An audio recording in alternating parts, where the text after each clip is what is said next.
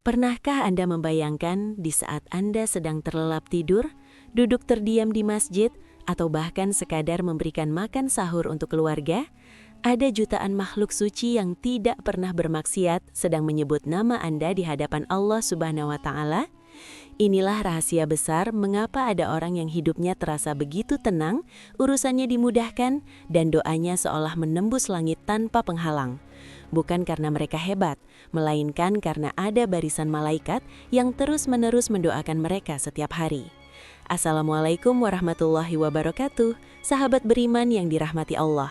Senang sekali kita bisa kembali merenungi ilmu Allah di kesempatan kali ini. Sebelum kita membedah lebih dalam mengenai 12 golongan istimewa ini, pastikan sahabat memberikan dukungan dengan cara klik tombol like, tinggalkan komentar di bawah, dan subscribe agar kita bisa terus menyebarkan kebaikan ini ke seluruh penjuru dunia. Kekuatan doa malaikat terletak pada kesucian mereka. Allah Subhanahu wa Ta'ala berfirman dalam Al-Quran Surah Al-Anbiya ayat 27 mengenai sifat para malaikat.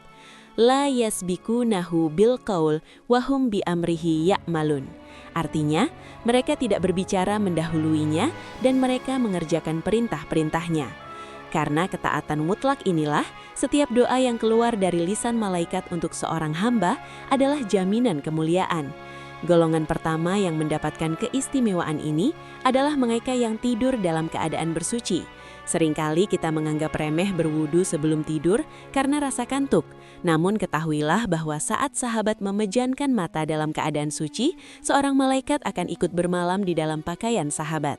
Setiap kali sahabat bergerak dalam tidur, malaikat itu memohon kepada Allah, "Ya Allah, ampunilah hamba-Mu ini karena ia tidur dalam keadaan suci."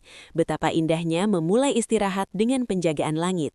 Tak hanya saat tidur, kemuliaan ini berlanjut ketika sahabat melangkahkan kaki ke masjid. Orang yang duduk terdiam menunggu waktu salat adalah golongan kedua yang didoakan.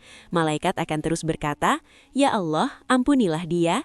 Ya Allah, sayangilah dia," selama sahabat masih dalam keadaan suci. Bagi sahabat yang selalu mengejar saf terdepan dalam salat berjamaah, sahabat telah mengamankan posisi istimewa. Rasulullah menegaskan bahwa Allah dan para malaikatnya berselawat kepada mereka yang berada di saf pertama. Hal ini berkaitan erat dengan golongan berikutnya, yaitu orang-orang yang menyambung saf. Jangan biarkan ada celah kosong di antara barisan salat, karena setiap kali sahabat menutup celah tersebut, malaikat mendoakan agar derajat sahabat diangkat. Keselarasan kita dengan malaikat juga terjadi pada hal yang sangat sederhana, yaitu ucapan amin. Saat imam selesai membaca Al-Fatihah dan sahabat mengucapkan amin bersamaan dengan ucapan malaikat di langit, maka seluruh dosa masa lalu sahabat akan dihapuskan seketika. Ini adalah bukti bahwa Islam menghargai setiap detail kecil dalam ibadah kita. Keistimewaan doa ini tidak berhenti saat salat usai. Golongan keenam adalah mereka yang tetap duduk di tempat salatnya setelah selesai melaksanakan salat. Kebanyakan dari kita sering terburu-buru pergi setelah salam, padahal malaikat tetap berdiri di samping kita memohonkan kasih sayang Allah selama kita tidak membatalkan wudhu dan tidak berbicara hal sia-sia. Terutama pada waktu subuh dan asar, terjadi pergantian tugas antara malaikat malam dan malaikat siang. Mereka yang salat berjamaah di dua waktu ini akan dilaporkan langsung kepada Allah dalam keadaan sedang beribadah, dan malaikat memohonkan ampunan khusus bagi mereka hingga hari kiamat. Satu rahasia agar doa kita sendiri cepat dikabulkan adalah dengan mendoakan orang lain secara sembunyi-sembunyi tanpa sepengetahuan mereka. Saat sahabat mendoakan kesuksesan saudara sahabat, ada malaikat di dekat kepala sahabat yang berkata amin, dan bagi kamu juga mendapatkan hal yang sama. Ini adalah cara paling cerdas untuk mendapatkan keinginan kita melalui lisan makhluk yang tidak berdosa.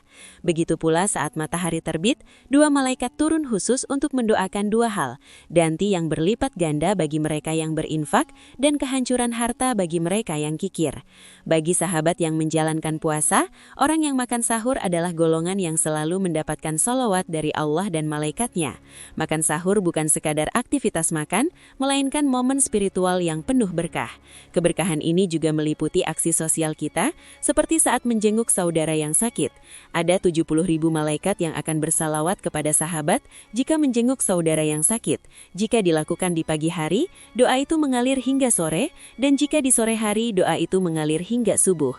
Terakhir, kemuliaan tertinggi diberikan kepada mereka yang mengajarkan kebaikan kepada orang lain. Bukan hanya malaikat, bahkan Bahkan semut di lubangnya dan ikan di lautan pun bersolawat bagi para pengajar kebaikan yang menyebarkan ilmu Allah di muka bumi.